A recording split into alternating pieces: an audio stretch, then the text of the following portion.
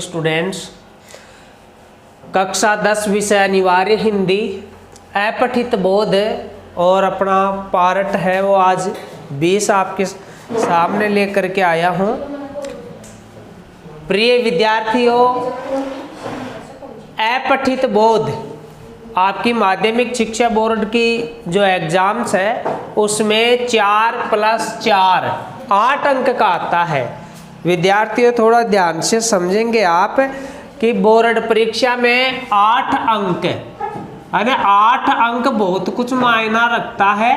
जो ये 8 अंक है वो आपका जो बोर्ड का पेपर है उस पेपर में 2 प्रश्न होते हैं, एक गद्य भाग का और एक पद्य भाग का होता है, जिसको बोलते हैं अपठित गद्यांश।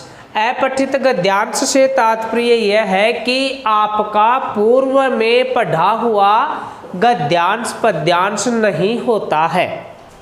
यह आपकी जो कक्षा है उस स्तर की अन्य कक्षाएं हैं, उन कक्षाओं से लिया गया गद्यांश और पद्यांश होता है।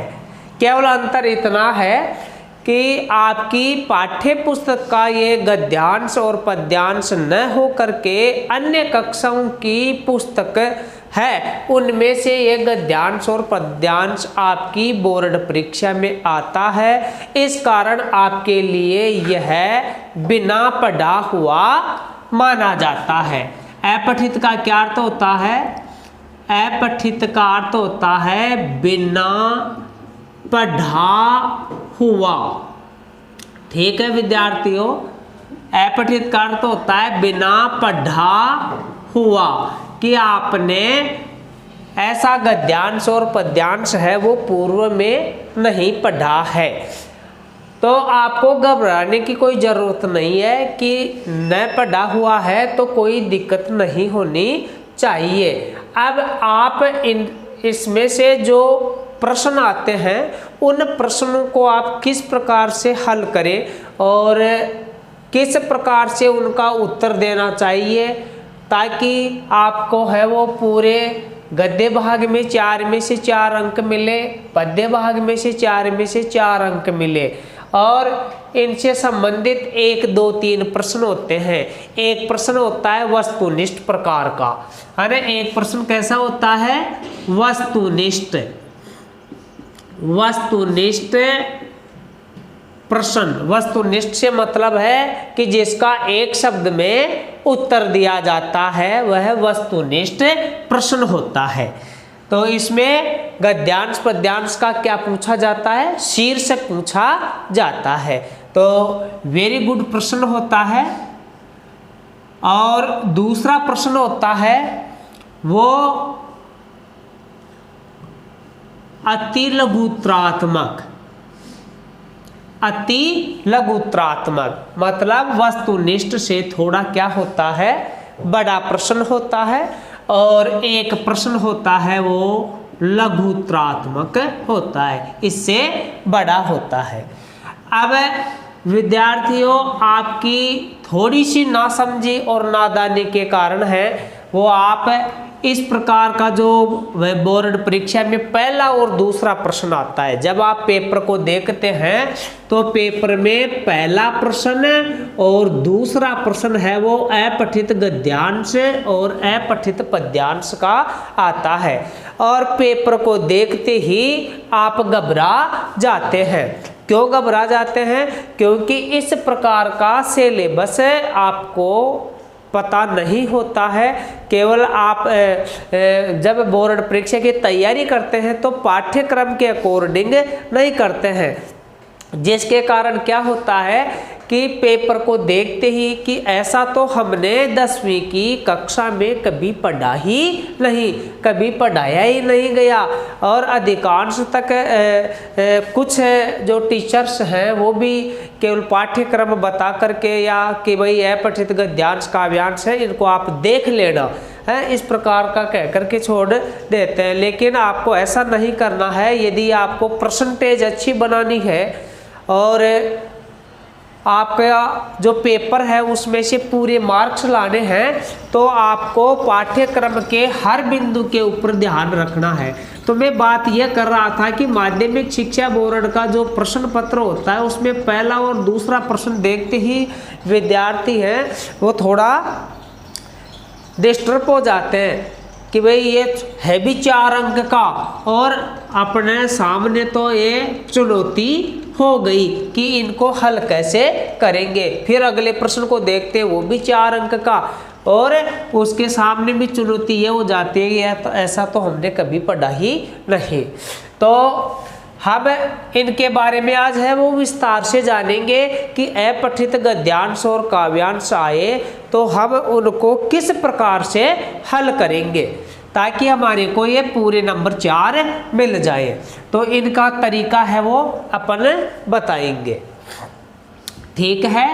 तो अब आप इनको मैं हटा देता हूँ, आप ये अपने पाठ उसमें नोटबुक में लिख लेना कि जो गद्य भाग है उससे अपठित आएगा वो 4 अंक का आएगा, 3 प्रश्न होंगे और पद भाग में से 4 अंक का आएगा, उसमें भी 3 प्रश्न होंगे, ठीक है। अपठित का आपने अर्थ जान लिया है कि बिना पढ़ा हुआ होता है उसको अपठित बोलते हैं। यह अपठित है वो आपकी कक्षा 10 की हिंदी की जो पुस्तक है उस पुस्तक के समकक्ष अन्य कोई भी हिंदी की पुस्तक होगी उसमें से आता है। वह पुस्तक 9वीं क्लास की भी हो सकती है, 8वीं की भी हो सकती है, 11वीं की भी हो सकती है।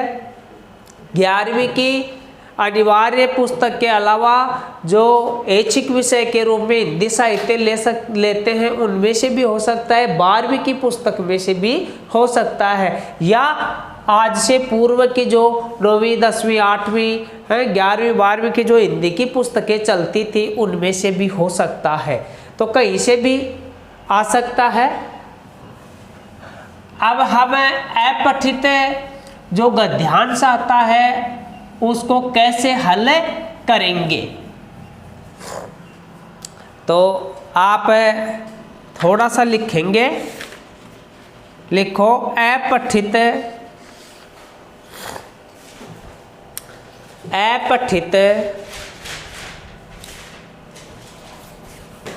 का अर्थ होता है, अपठित का अर्थ होता है बिना पढ़ा हुआ, बिना पढ़ा हुआ। यह अपठित, यह अपठित कक्षा 10 की, यह अपठित कक्षा 10 की हिंदी पुस्तक के अतिरिक्त,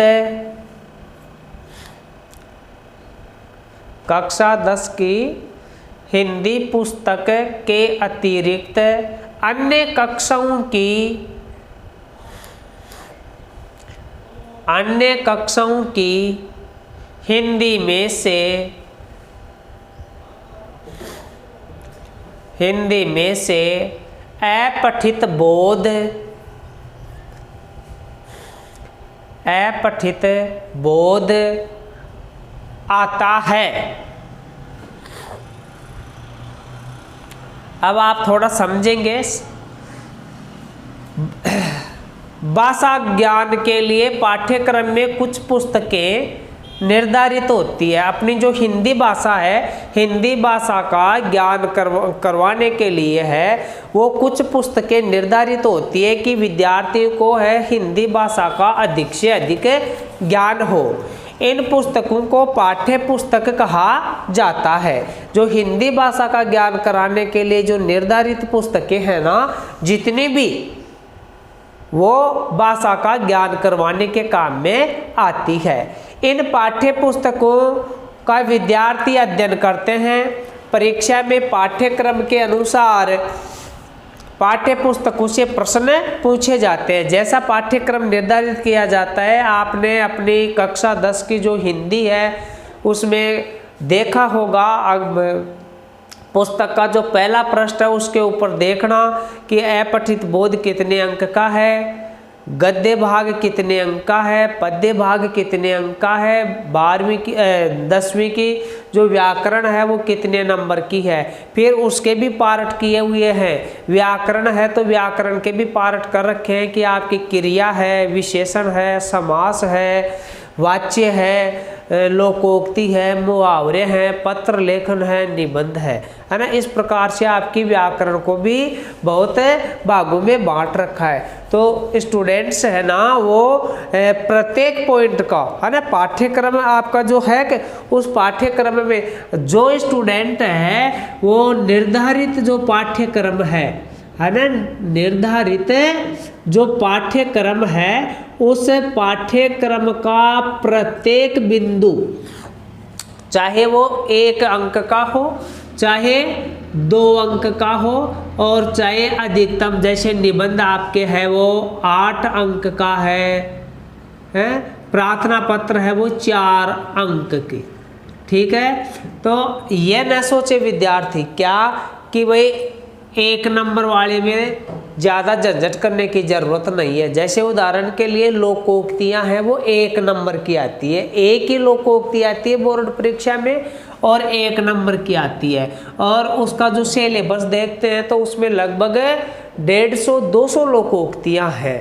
ठीक है, और आप क्या सोचें कि 1 नंबर के लिए इन 150 लोकोक्तियों को कौन देखेगा, कौन याद करेगा? ऐसा न करें क्योंकि आपके पास समय बहुत है। ठीक है, समय बहुत है तो आप आराम से सिलेबस को है वो कवर कर सकते हैं। तो मेरा कहने का मतलब यह है कि आपका जो पाठ्यक्रम है उसको देख करके आप पढ़ाई करें। आपकी जो पुस्तक है उसमें सब कुछ लिखा हुआ है, पाठ्यक्रम है उसको देख करके तैयारी करें ताकि आपका कोई भी प्रश्न या कोई भी पॉइंट है वो आपसे छूट न पाए। ठीक है, आगे देखो, जिसका संबंध पाठ्य पुस्तकों से न होकर के बाहरी पुस्तकों से होता है। ये बात मैं बता चुका हूँ कि अपठित बोध है उसका पाठ्य पुस्तक आपकी जो निर्धारित है ना उससे संबंध ना होकर के अपठित बोध का संबंध है वो अन्य पाठ्य पुस्तकों से होता है, जो बाहरी पुस्तकें हैं उनसे होता है, इसलिए इसे अपठित कहा जाता है ना। अपठित बोध है उसका संबंध बाहरी पुस्तकों से होने के कारण इसको अपठित कहा जाता है। अपठित का अर्थ है बिना पढ़ा हुआ। अपठित गद्यांश या पद्यांश का स्तर पाठ्य पुस्तकों के स्तर से अधिक नहीं होता। आपकी जो 10वीं की पुस्तक है उससे ज़्यादा अधिक नहीं होता। भाई 1 क्लास 2 क्लास आगे पीछे हो सकता है, इसका मतलब कक्षा 8 से लेकर के 12वीं तक की पुस्तकें हो सकती हैं। और जहाँ तक संभव यही होता है कि आपकी जो 10वीं तक की पुस्तकें हैं उनसे संबंध रखने वाला ही अपठित गद्य भाग और पद्य भाग होता है। हाँ, अपठित गद्यांश या पद्यांश बिना पढ़ा होने के कारण इससे संबंधित प्रश्नों के उत्तर देने में विद्यार्थियों के मन में भय रहता है। ये बात मैं बता चुका हूँ कि ये बिना पढ़ा होने के कारण इसका उत्तर देने में आपको भय रहता है कि भाई इसका उत्तर मैंने जो लिखा है वो सही है या गलत, ऐसा भय रहता है। यदि विद्यार्थी थोड़ा धैर्य रख करके, आत्मविश्वास, कॉन्फिडेंस रख करके बुद्धि का प्रयोग करे, थोड़ा दिमाग लगाए, बुद्धि का प्रयोग कर इस प्रकार के प्रश्नों के उत्तर देने में करे तो उन्हें अवश्य सफलता मिल जाती है। यहाँ पर अपठित से संबंधित प्रश्नों को हल करने के लिए कुछ सुझाव दिए गए हैं। लिखो, आप पॉइंट डालो।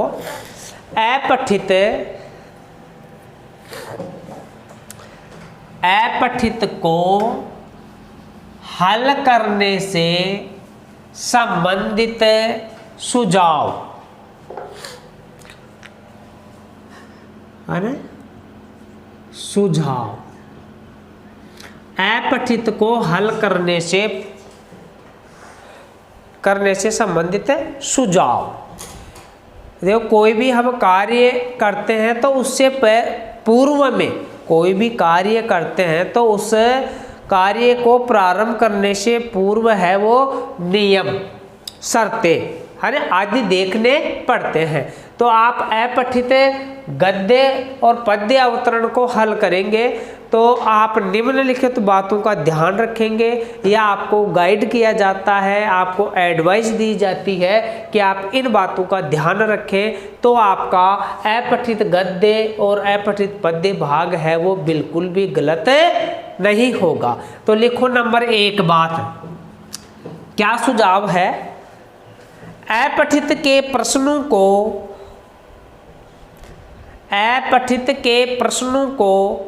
हल करने से पूर्व, अपठित के प्रश्नों को हल करने से पूर्व दिए अपठित को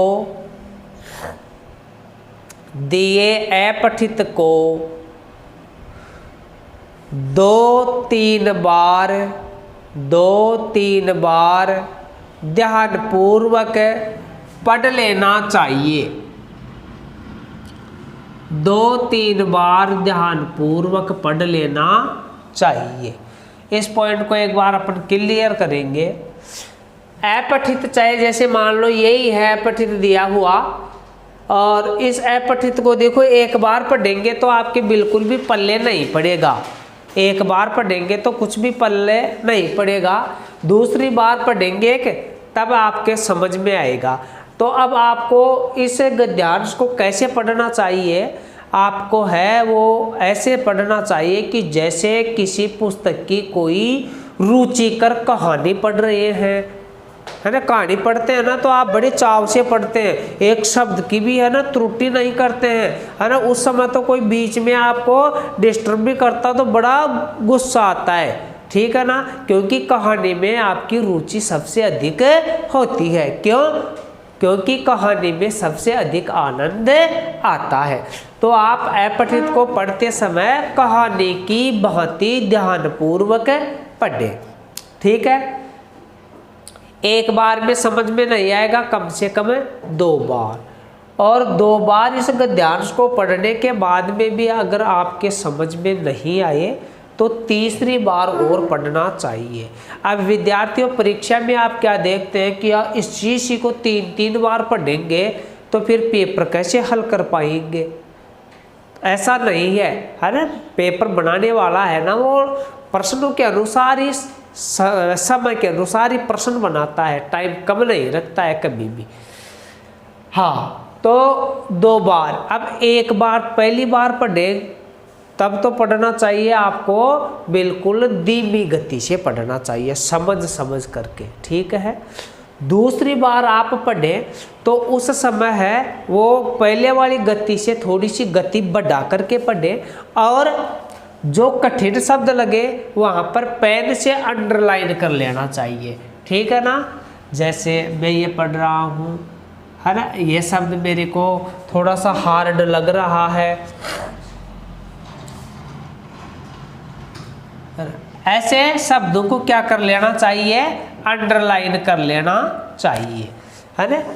आपका जो गद्यांश हो चाहे पद्यांश हो, है ना, 2-4 जगह, ज़्यादा नहीं, पूरे को लीपना नहीं है आपको, 2-4 जगह कि जहाँ पर आपको पढ़ते समय ये कठिनाई महसूस हो रही है ना वहाँ, ठीक है। दूसरी बार हम तेज गति से थोड़ा सा पढ़ेंगे, समझते हुए चलेंगे, और फिर अंडरलाइन लगा लेंगे। फिर अंडरलाइन लगाने के बाद में इन शब्दों के ऊपर थोड़ा सा गौर करेंगे, उसका अर्थ या भाव जितना अपन जान सके उतना जानने की कोशिश करेंगे। तो फिर आपके ये गद्यांश है वो धीरे धीरे पद्यांश है वो समझ में आएगा। और तीसरी बार आप अगर पढ़े कि इसको ज़रूरत पड़ी कि भाई समझ में नहीं आया, तो तीसरी बार पढ़े उस समय आप इस प्रकार से पढ़ें कि जैसे टीचर पढ़ाता है उस समय एक एक लाइन बोल करके समझाता है, वैसे आप अपने मन में समझने की कोशिश करें, ठीक है। तो इस प्रकार से गद्यांश और पद्यांश को आप पढ़ेंगे, है ना। इसका भाव ग्रहण करते जाएं, पढ़ते समय भाव ग्रहण करते जाएं। भाव ग्रहण का मतलब है कि इसका अर्थ आप ग्रहण करते जाएं।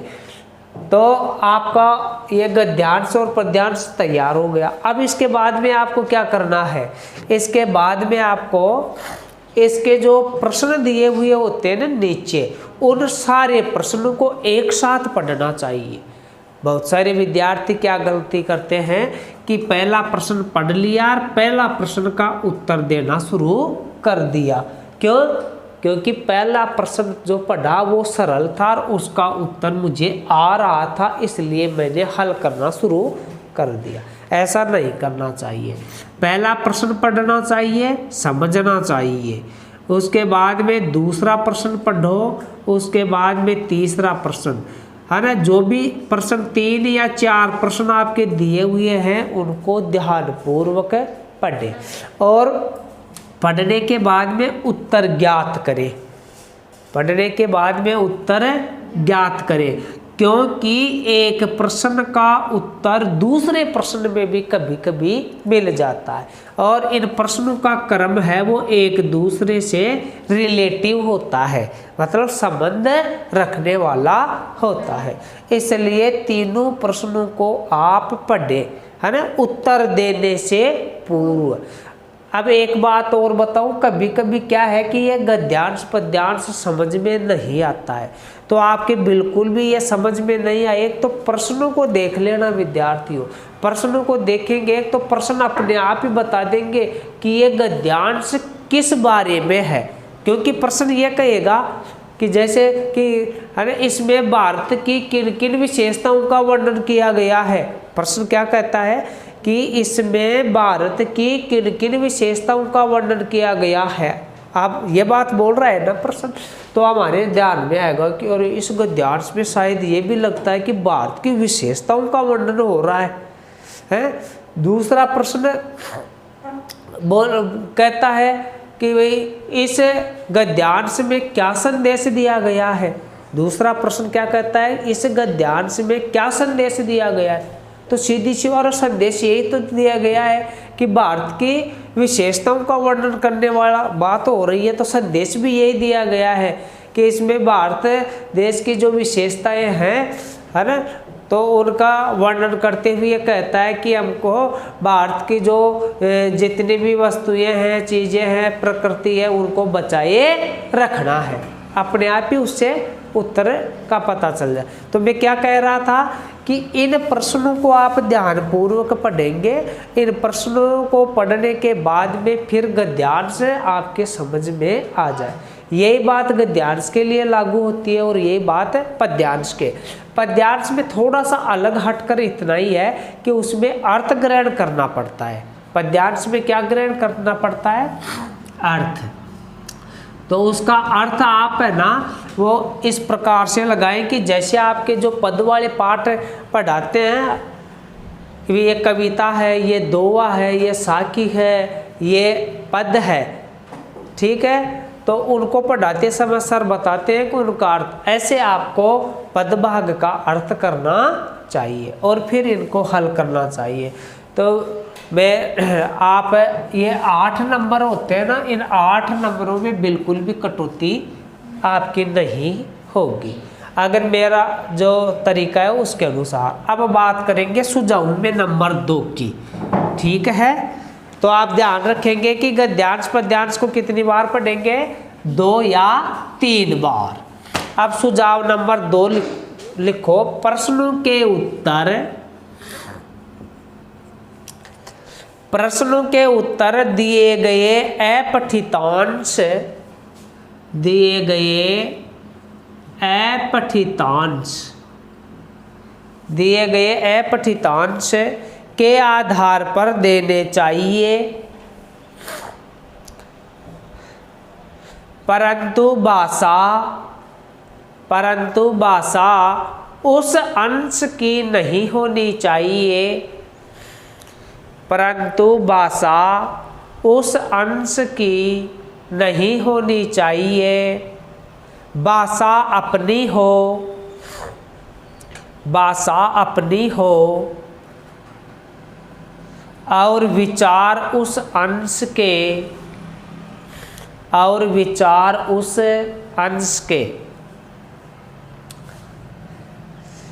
इस बिंदु को समझेंगे अपठितांश। देखो ये अपठितांश है। अगर आपको प्रश्नों के उत्तर देने हैं तो ये नहीं कि भाई दूसरे प्रश्न का उत्तर यहाँ से लेकर के यहाँ तक, ठीक है, दूसरे प्रश्न का उत्तर यहाँ से लेकर के यहाँ तक, तीसरे प्रश्न का उत्तर यहाँ से लेकर के यहाँ तक। अगर इस प्रकार से आप उत्तर देंगे तो आपको नंबर नहीं मिलेंगे। तो क्या होना चाहिए, अपनी भाषा बनाए। किनकी? अपनी भाषा बनानी चाहिए, है ना। तो आप अपनी भाषा में शब्द तो चाहिए ये ले सकते हैं काम में, लेकिन आप अपने अनुसार इनको बदल करके लिखेंगे। तो विद्यार्थियों ये बात भूल जाएंगे अब परीक्षा में कि यहाँ से लेकर के यहाँ तक और यहाँ से लेकर के यहाँ तक। आप अपनी भाषा में उत्तर दे बदल करके। इसमें ये कहना चाहता है, इसका ये भाव है, इसका ये सुझाव, इसका ये संदेश है। चलो नंबर 3 लगाओ। उत्तर में विचारगत मौलिकता की, उत्तर में विचारगत मौलिकता की आवश्यकता नहीं, भाषा और शैली की मौलिकता, भाषा और शैली की मौलिकता आवश्यक है। नंबर 3 वाला पॉइंट क्या कहता है, उत्तर में विचारगत मौलिकता की आवश्यकता नहीं, भाषा और शैली की मौलिकता, कि आपके द्वारा जो लिखी जा रही भाषा है ना, वो कैसी है, तो वह मौलिकता होनी चाहिए। ठीक है, नंबर 4 लगाओ। नंबर 4, शीर्षक छोटे से छोटा होना चाहिए, शीर्षक छोटे से छोटा होना चाहिए। शीर्षक का चुनाव करते समय इस बात का ध्यान रखना चाहिए,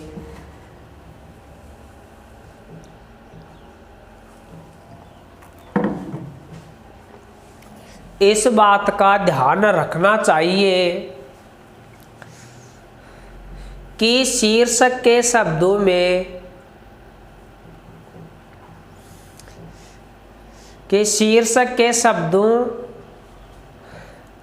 में उस पद्यांश या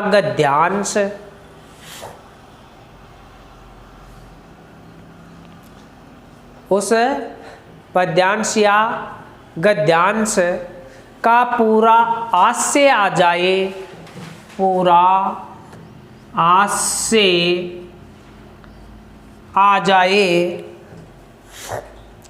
शीर्षक के शब्दों से यह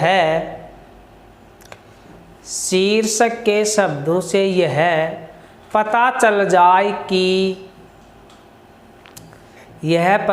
जाए कि पूछे गए गद्यांश या पद्यांश में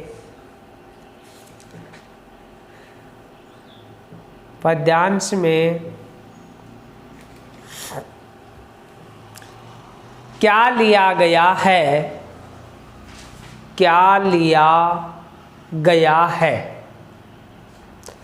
देखो शीर्षक है ना, शीर्षक छोटा होना चाहिए, यहां से दिख रहा होगा। शीर्षक कैसा होना चाहिए, छोटा होना चाहिए। और छोटे के साथ साथ क्या होना चाहिए कि जो जितना बड़ा लिखा हुआ है उसका भाव उसमें समा जाना चाहिए, है ना।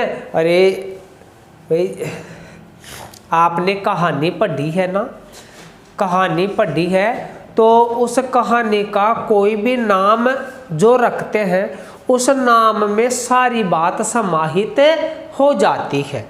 यदि आपके कहानियों के नाम याद हो, जैसे बूढ़ी का की कहानी है, है ना। ईदगाह कहानी है, आपने पढ़ी हो तो। पंच परमेश्वर कहानी है, रानी नागफनी की कहानी है, तो बहुत सारी कहानियाँ हैं। तो उन कहानियों को आपने पढ़ा है। तो जैसे आपने छठी की जो पुस्तक है उसमें है नादान दोस्त कहानी है, आपने पढ़ी हो तो, नादान दोस्त, नादान दोस्त। तो उस कहानी को आप पढ़ेंगे पूरी को तो पता चल जाएगा कि नादान दोस्त मतलब जिनमें समझदारी नहीं थी, है ना, समझदार नहीं थे, और दोस्त चाहे वो भाई बहन थे या भाई भाई थे, तो उन्होंने क्या क्या नादानी की है उस पूरी कहानी में यही लिखा हुआ है।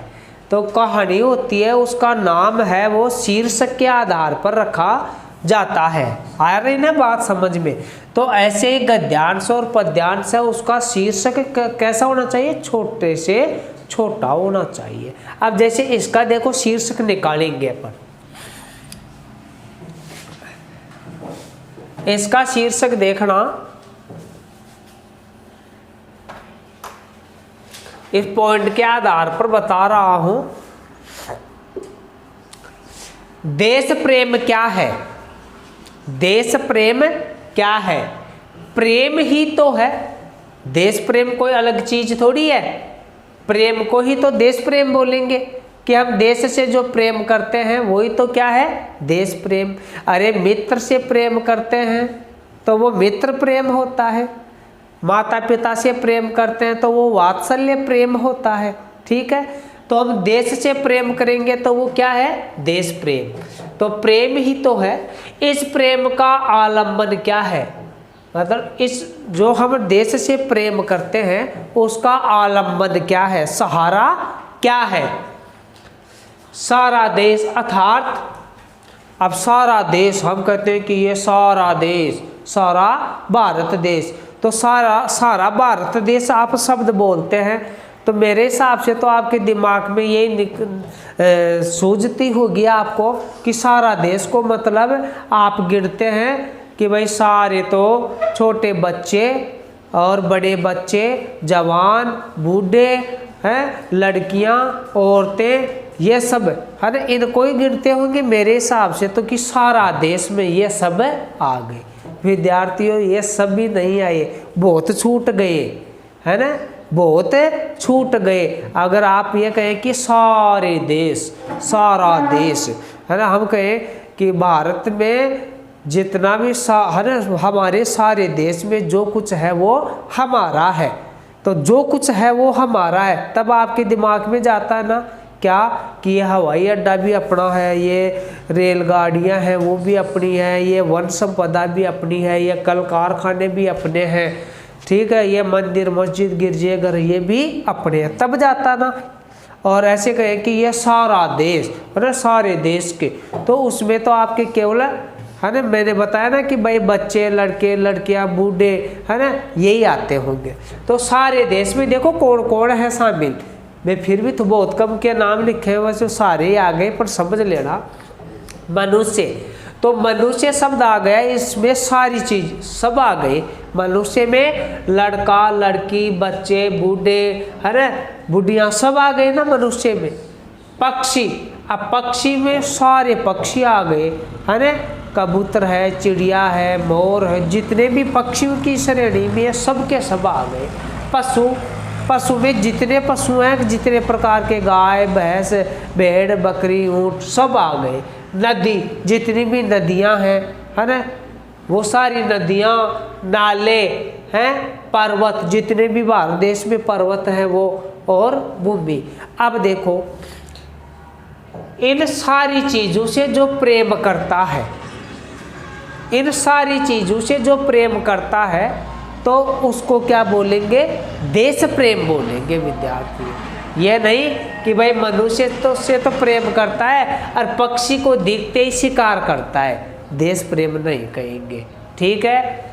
चलो, पक्षी से प्रेम करता है, पशु से प्रेम करता है, और नदी नाले दिखते हैं वहीं पर उसमें गंदगी करते हैं, उसको पानी को खराब करते हैं, उसको बदबूदार बनाते हैं, जहरीला बनाते हैं, देश प्रेम नहीं है। तो ऐसे ही पर्वत, भूमि, धरती को हम बिना फालतू में खोदते हैं, उसको में गड्ढे बनाते हैं, उसमें गंदगी भरते हैं, तो देश प्रेम नहीं है। तो इन सारी चीज़ों से जो प्रेम करता है ना, उसे कहेंगे देश प्रेम।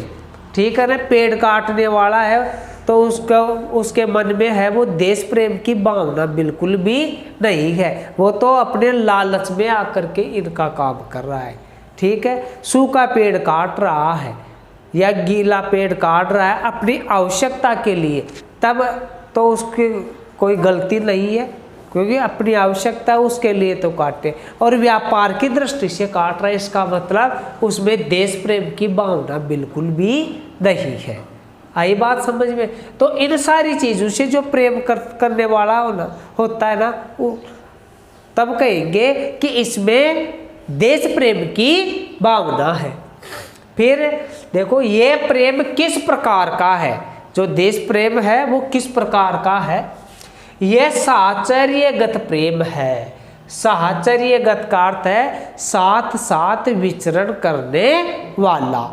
तो हम अगर इनसे प्रेम करेंगे कि इन सबसे, तो इसका मतलब है हम इनके क्या साथ विचरण कर रहे हैं, साथ रह रहे हैं। तो साहचर्यगत प्रेम है। जिनके मध्य हम रहते हैं, इनके मध्य हम रहते हैं, जिन्हें बराबर आंखों से देखते हैं, हमेशा देखते रहते हैं, जिनकी बातें बराबर सुनते हैं, बिल्कुल सुनते हैं, जिनका और हमारा हर घड़ी का साथ रहता है, हर घड़ी का साथ है। वन नहीं रहेंगे तो हम कैसे रहेंगे, नदी नाली पशु पक्षी मनुष्य नहीं रहेंगे तो हम भी कैसे रहेंगे। तो हर घड़ी साथ रहता है, जिनके सानिध्य का हमें आभास हो जाता है। और जब ये साथ रहते हैं तो इनका सानिध्य कि भाई ये हमारे साथ है या नहीं, इसका आभास हो जाता है, पता चल जाता है ना। अगर ये अपने साथ नहीं रहेंगे तो पता चल जाता है विद्यार्थियों। उनके प्रति लोभ या राग हो सकता है।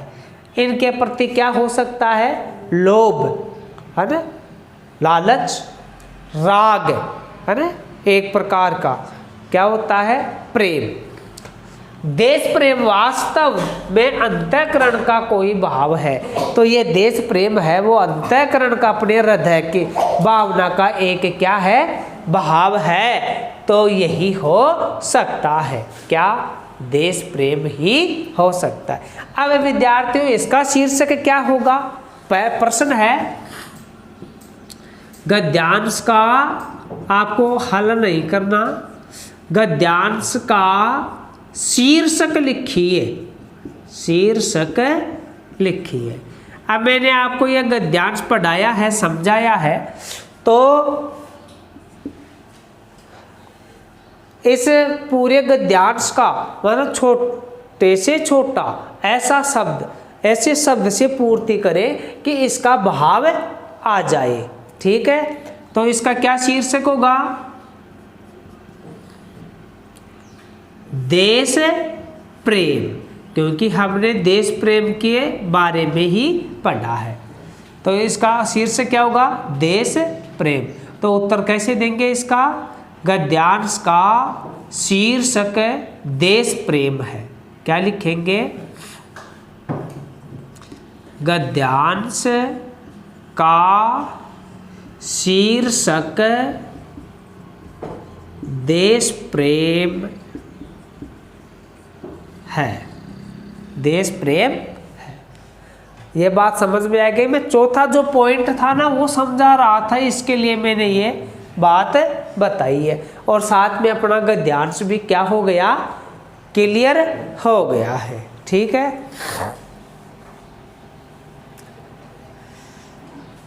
आप ये गद्यांश है वो उतार चुके हैं और इसका पहला प्रश्न ये अपना क्लियर हो ही गया। ये प्रश्न भी उतार लो और इसका उत्तर भी उतार लो, फिर अगला हल करवाइए।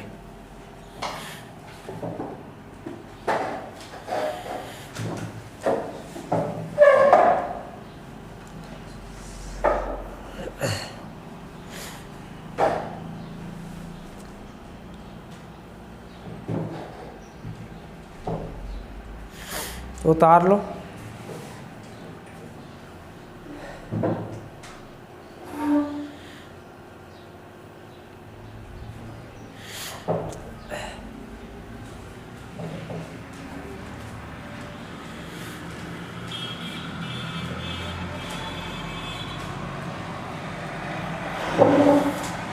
अब दूसरा प्रश्न हल करवा दूं मैं। देखो प्रश्न संख्या 2 यहाँ नहीं दिख रहा होगा, तो मैं पहले वाले को हटा देता हूँ, पहले प्रश्न को हटा देता हूँ। और दूसरा प्रश्न है, देश प्रेम का आलंबन क्या है। प्रश्न 2 देखना, देश प्रेम लिखें आप भी, देश प्रेम का आलंबन क्या है। लिखो, देश प्रेम का आलंबन क्या है। अब देखना विद्यार्थियों, देश प्रेम का आलंबन क्या है। अब देखो यहां देखेंगे, इस प्रेम का आलंबन क्या है, सारा देश। इसको अड़े अर्थ बता रहे, सारा देश अर्थात मनुष्य, पक्षी, पशु, नदी, नाले, पर्वत व भूमि। ठीक है, अब यहाँ पूर्ण विराम आ रहा है ना। अब आपको क्या करना है, अगर आप इस प्रेम का आलंबन, ज़्यादातर क्या करते हैं कि भाई चलो यहाँ से लगाओ और यहाँ तक कर दो, ठीक है, ऐसा नहीं करना। अब आपको क्या करना है, तो लिखो आप, हाँ, दूसरा प्रश्न है, देश प्रेम का आलंबन क्या है। देखो, सारा देश अर्थात, उत्तर लिखो, सारा देश, सारा देश, सारा देश अर्थात, अब लिखो मनुष्य, मनुष्य, पक्षी, पक्षी, पशु, नदी, नाले, पर्वत, पर्वत व भूमि, भूमि, भूमि, यही है ना, यही तो देश प्रेम का, यही तो देश प्रेम का आलंबन, आलंबन है। ठीक है, आलंबन है।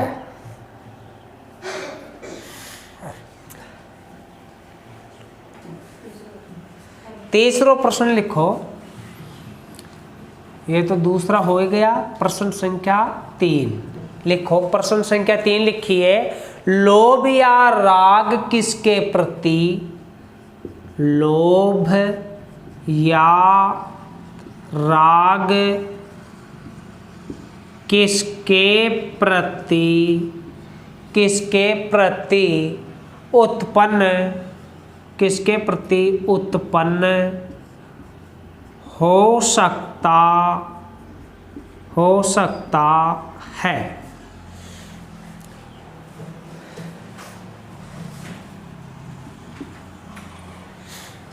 ठीक है, अब देखोगे ध्यान में से, देखो लोभ या राग,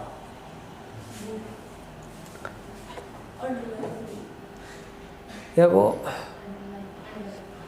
जिनका और हमारा हर घड़ी का साथ रहता है, जिनके सानिध्य का हमें आभास हो जाता है, उनके प्रति लोभ या राग हो सकता है। लिखो इसका उत्तर। है ना, कभी कभी तो क्या होता है कि गद्यांश में ऐसे के ऐसे उत्तर भी मिल जाता है। लिखो यहाँ से, जिनका और हमारा, यहाँ से लगाओ। ठीक है, ये लो तीसरे का, ये उतार लो आप, मैंने जो अंडरलाइन कर दी वो उतार लो, लिख लो।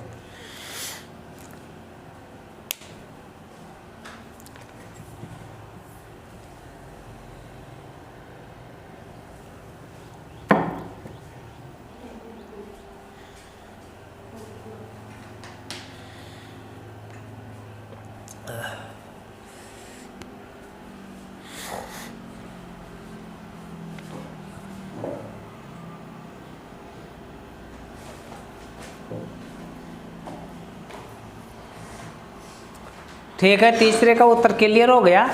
अब तो विद्यार्थियों, अब आप है वो जैसा एक गद्यांश आपने देखा है, उसी का अगर आप शीघ्र ही ऐसा और आप करेंगे प्रैक्टिस, तो आपके ये अपठित गद्यांश का सिस्टम है वो समझ में आ जाएगा।